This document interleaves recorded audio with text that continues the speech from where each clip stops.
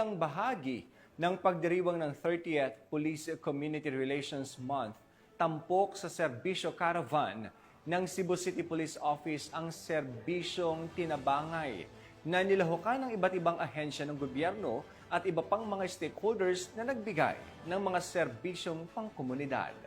Ang kabuuan ng balita mula kay Pacho Woman, Annalyn Canog.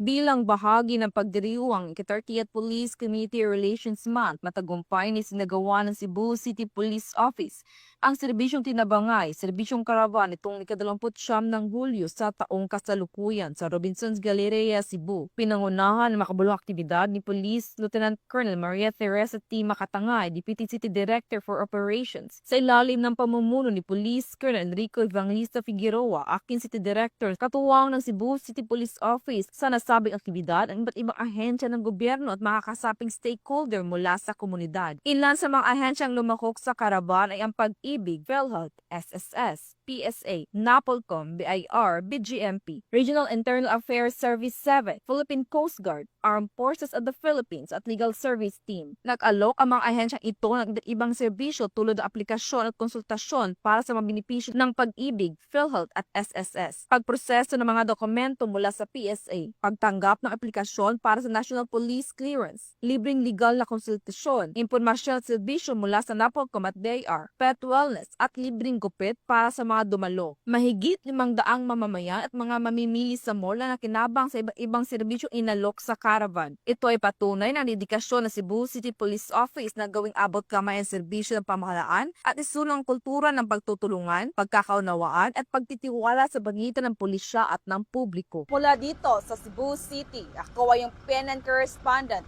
Patrolwoman Annalyn N. Canog, alagad ng batas, tagataguyod ng Balitang Pulis.